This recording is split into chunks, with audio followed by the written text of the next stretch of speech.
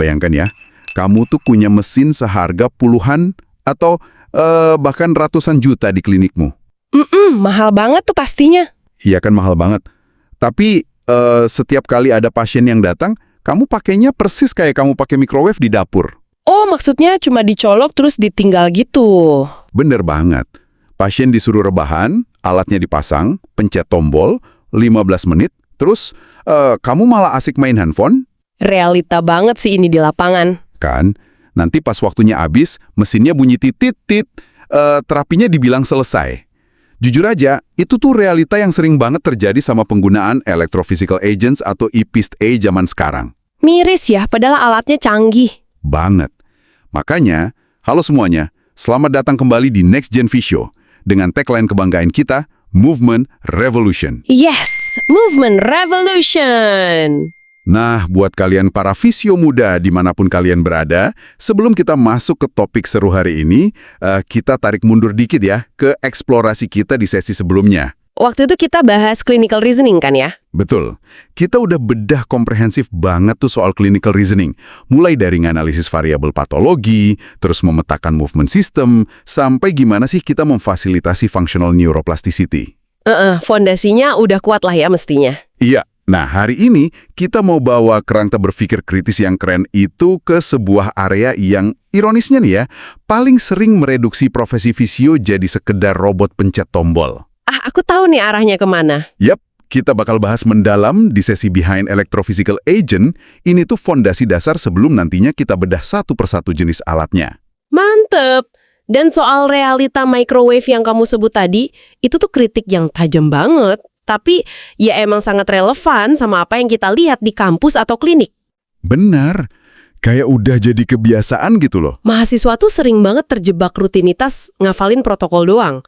Mereka tahu nih, oh pasien diagnosis A, berarti pakai mesin B, intensitas sekian, durasi sekian. Hafal di luar kepala ya mereka. Hafal banget.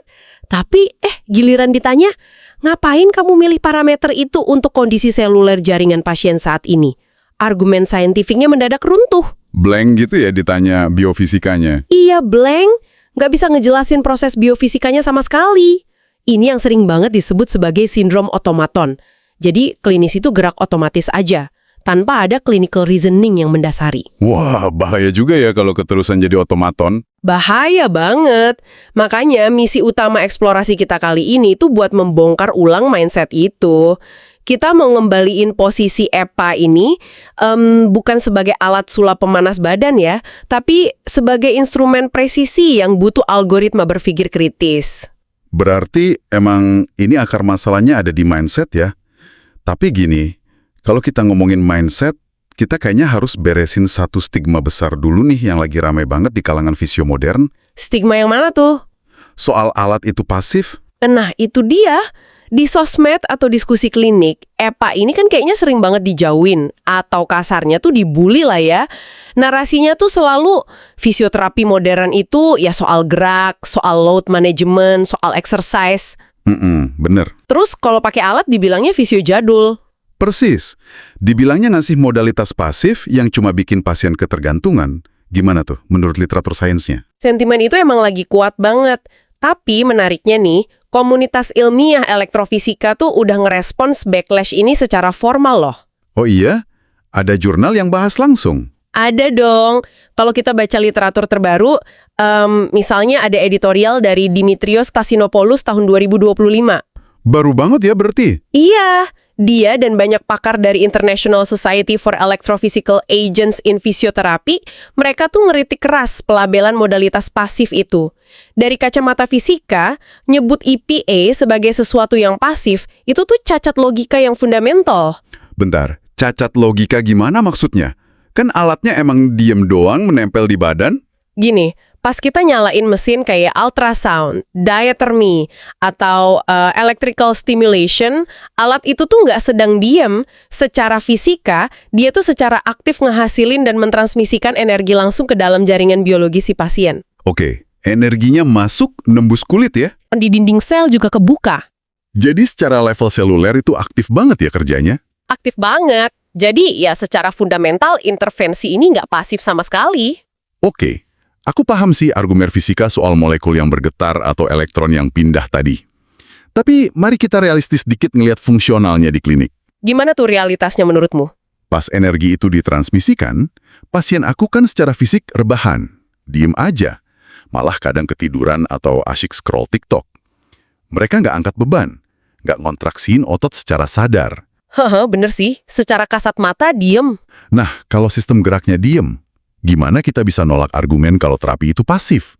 Dari kacamata fungsional kan itu jelas pasif. Itu poin yang super kritis sih, dan justru disinilah kita harus bisa misahin antara biofisika yang aktif dengan praktik klinis yang aktif. Misahinnya gimana? Energi dari mesin emang aktif kerja di level sel, tapi biar intervensi itu punya nilai clinically aktif secara utuh, si mesin ini nggak boleh disuruh kerja sendirian. Berarti harus ada campur tangan fisionya juga ya? Betul, dan pasiennya juga. Stasinopoulos tuh negesin kalau EPA ini posisinya cuma sebagai adjang, semacam pelengkap atau fasilitator aja. Kalau kamu cuma masang ultrasound terus nyuruh pasien pulang, ya itu mah jelas praktik yang buruk. Oh, jadi masalahnya tuh bukan di mesinnya, tapi di clinical pathway yang dibangun sama si fisio. Persis banget. Coba ya kita ambil contoh spesifik biar kebayang. Bayangin kamu punya pasien yang kapsul sendinya kaku, capsular tightness gitu. Oke, biasanya kan mau kita stretching tuh biar geraknya nambah. Nah, kalau jaringan kolagen itu kamu stretch dalam keadaan dingin, resistensinya kan tinggi banget tuh. Malah berisiko mikrotearing atau robek halus. Berarti harus dipanasin dulu dong. Betul, disinilah kita masukin terapeutik ultrasound yang kontinu. Energi akustik ini kan bakal diserap aktif nih sama jaringan ikat padat, terus memicu efek termal dari dalam.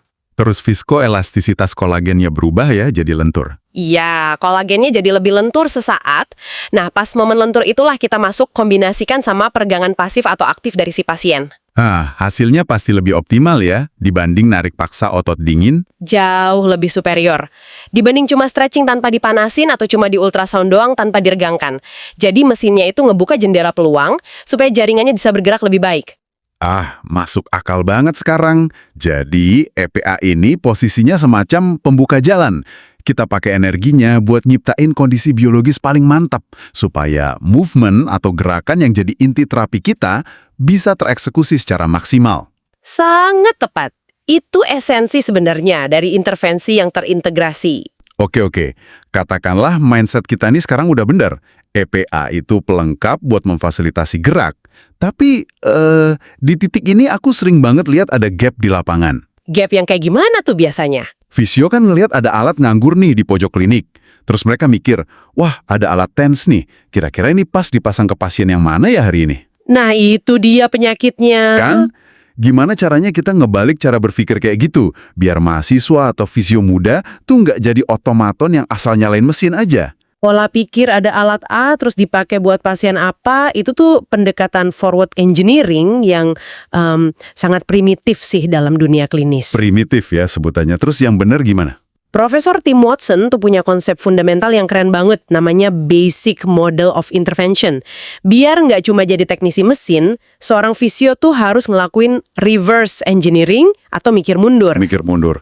Coba kita bedah satu-satu tahapan mikir mundurnya. Oke, tahap pertama nih, jangan lihat alatnya dulu. Abaikan mesinnya ya. Yap, fokus aja ke pasiennya dan tentuin secara presisi apa sih masalah utamanya. Apakah jaringan ini tuh lagi inflamasi akut?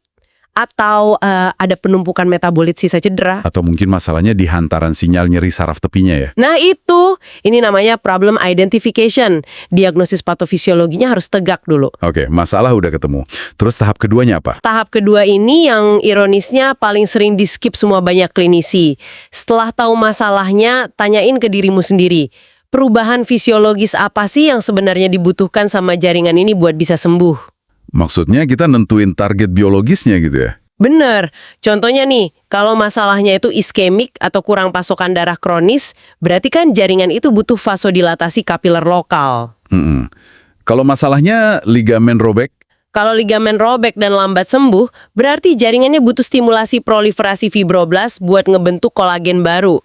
Beda lagi kalau nyerinya neurogenik, berarti butuhnya modulasi sinyal di cornu dorsalis medula spinalis. Kita harus definisikan dulu apa yang harus terjadi di dalam tubuh pasien. Wah, berarti sampai di tahap kedua ini aja, kita sama sekali belum nyebutin nama alat fisionya ya? Sama sekali belum. Nggak ada urusannya sama alat dulu. Barulah masuk tahap ketiga, setelah kita tahu persis perubahan fisiologis apa yang dibutuhin, kita cari referensi literaturnya. Baru deh nyari modalitas yang cocok.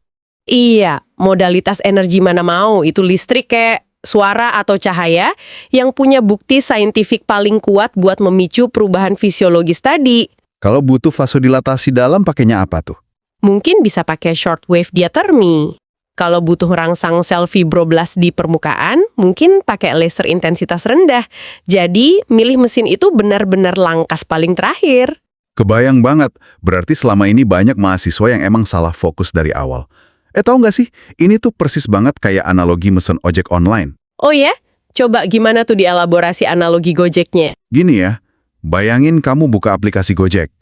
Kamu kan nggak mungkin milih jenis kendaraannya duluan. Kamu nggak bakal mikir, wah ada opsi motor matic nih di aplikasi, kira-kira rute jalan mana ya di Jakarta yang cocok buat dilewatin motor matic ini? Iya sih, aneh banget kalau mikir gitu. Nggak mungkin kan? Pasti yang pertama kali kamu lakuin itu nentuin titik jemputnya. Di mana? Nah, titik jemput ini ibarat masalah klinis pasien tadi. Masuk. Terus, kamu tentuin titik tujuannya kemana. Nah, ini ibarat target perubahan fisiologisnya. Setelah rutenya jelas, kamu baru mikir, rute ini butuh yang cepat nggak ya? Atau butuh perlindungan karena di luar lagi hujan? Barulah di situ kita pilih kendaraannya ya. Betul. Baru kamu pilih butuh motor, mobil biasa, atau mobil besar. Jadi alat EPA di klinik itu aslinya cuma kendaraan doang buat nganterin energi. Rutenya harus jelas dulu. Wah, ini analogi yang solid amat sih. Pendekatan berbasis rute perjalanan klinis ini yang memisahkan seorang clinical scientist dari sekedar teknisi mesin. Teknisi cuma tahu cara pencet tombolnya ya. Ya, teknisi tahu cara neken semua tombol di panel.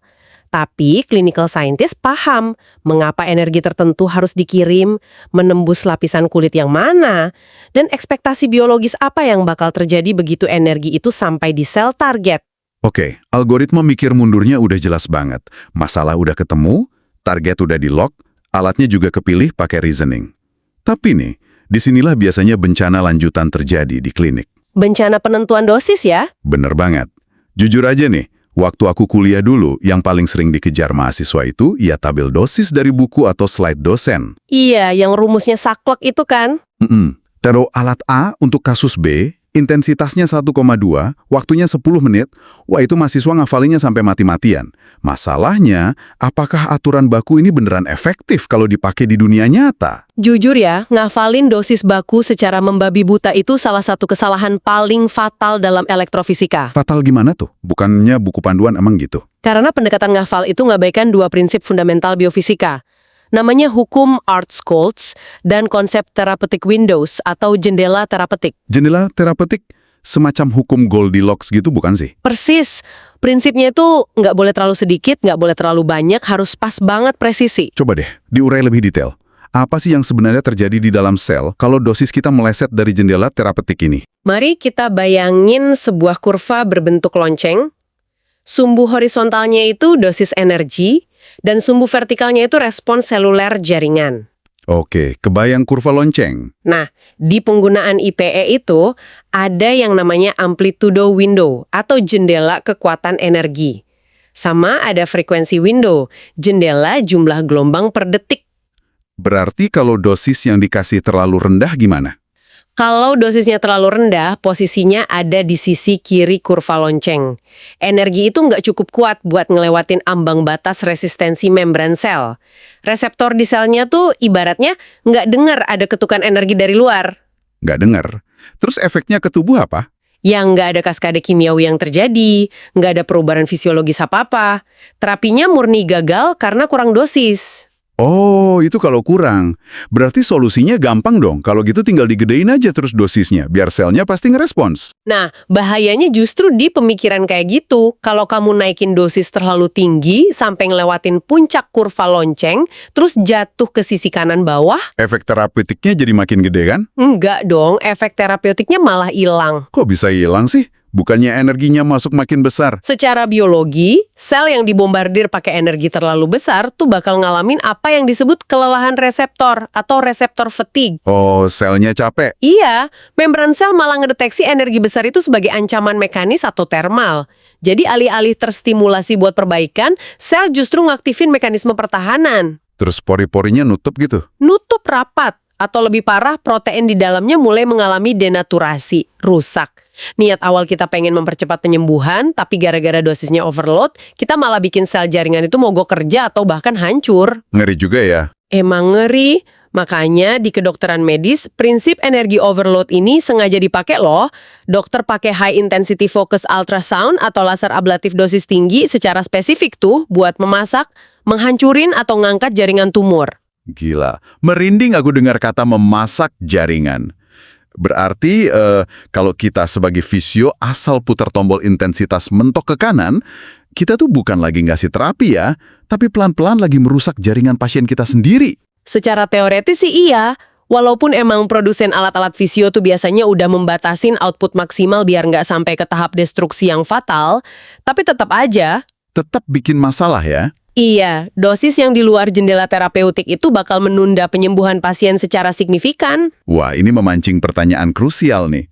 Kalau jendela terapeutik itu harus sangat presisi, apakah letak jendela ini tuh bergeser antara kondisi pasien akut dan kronis? Gimana contoh kasusnya? Bayangin, aku punya 2 pasien. Pasien pertama, ankle sprain akut. Baru banget 24 jam kejadiannya. Terus pasien kedua, cedera ligamen yang sama persis, tapi udah 6 bulan nggak sembuh-sembuh, alias fase kronis. Oke, akut dan kronis. Terus? Nah, apakah jendela energi mereka tuh sama aja posisinya? Ini pertanyaan yang sangat tajam ya. Dan ini tuh jantungnya elektrofisika modern banget. Jawabannya sangat-sangat berbeda. Beda jauh ya? Beda jauh. Jendela terapeutik itu sifatnya dinamis banget.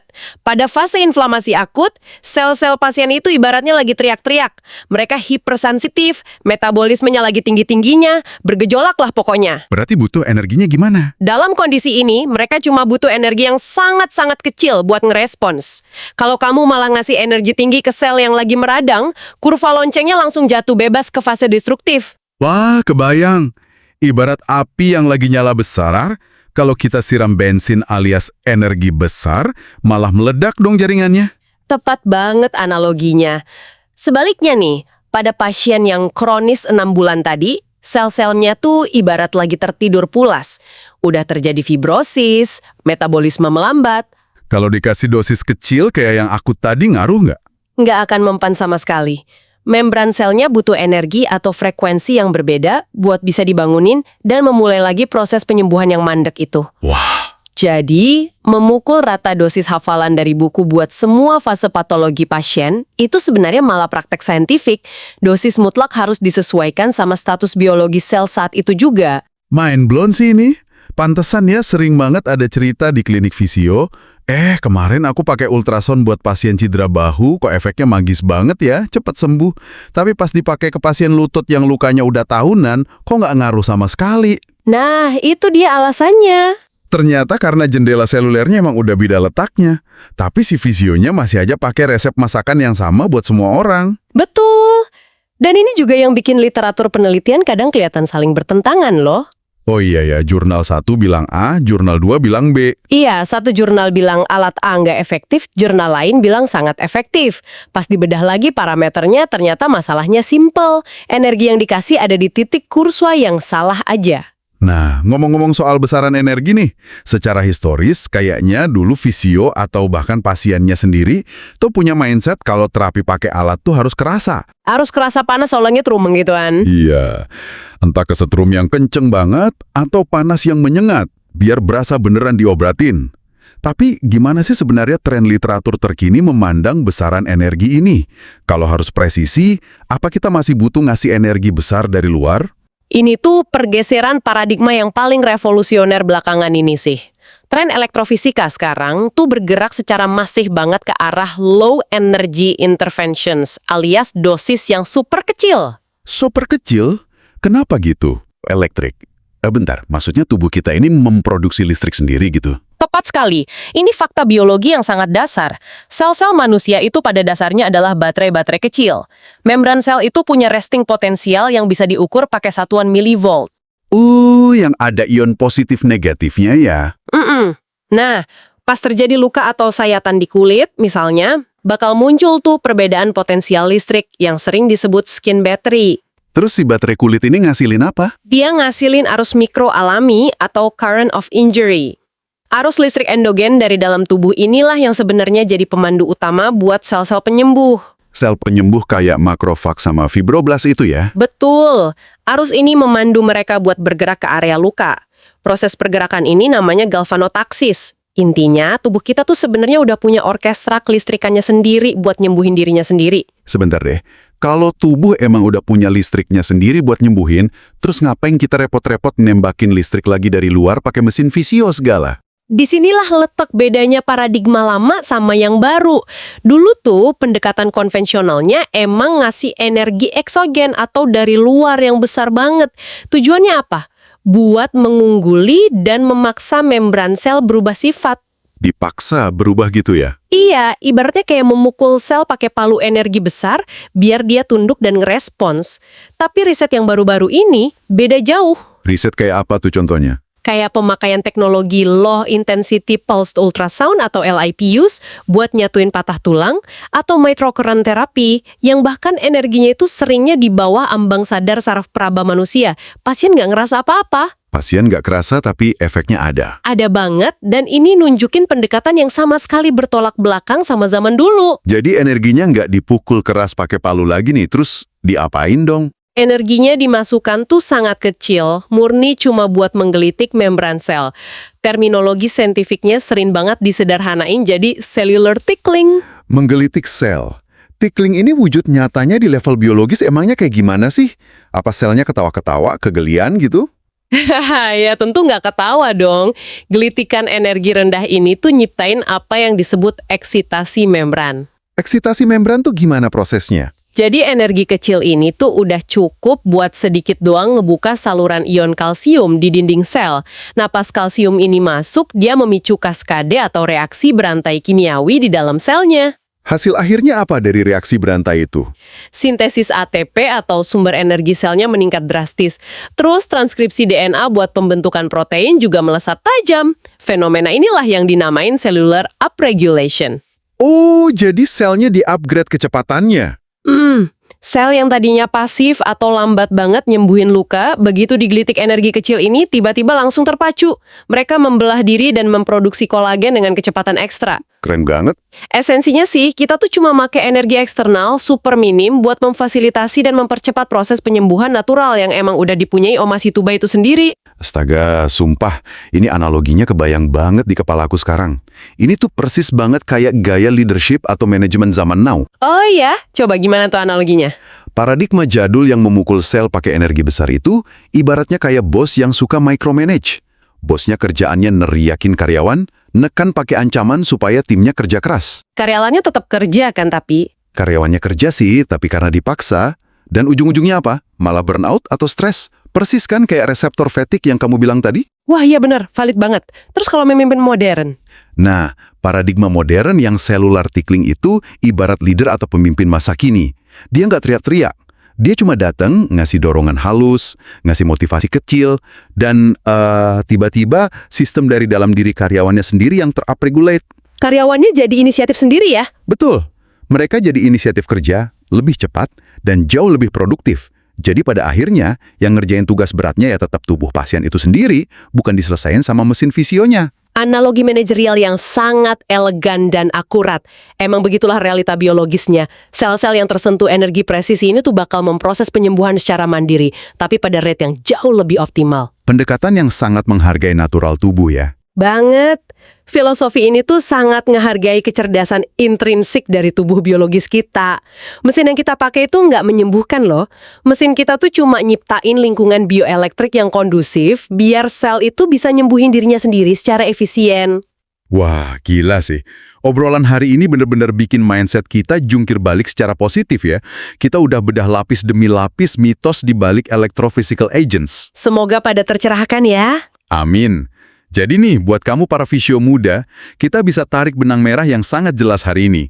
EPA itu sama sekali bukan soal pencet tombol dan bukan cuma sekedar alat sulap penghasil sensasi anget-anget doang. Jelas bukan? EPA itu instrumen presisi tinggi yang nuntut clinical reasoning tingkat dewa dari kalian.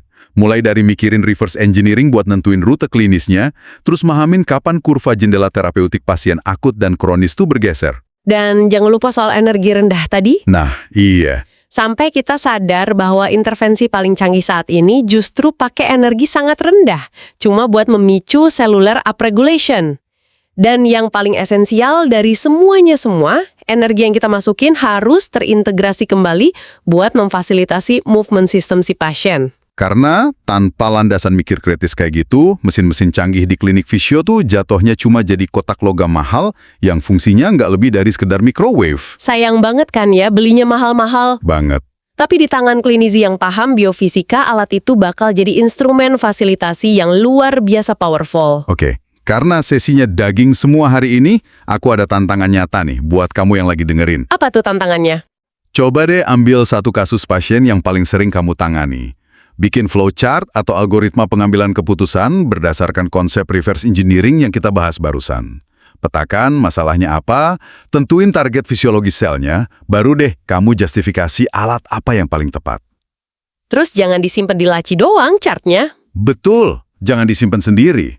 Bawa flowchart itu, diskusikan topik ini sama teman-teman mahasiswa lainnya, dan terutama obrolin sama clinical educator kamu pas lagi stase di rumah sakit. Berani mempertanyakan rutinitas di klinik pakai argumen saintifik.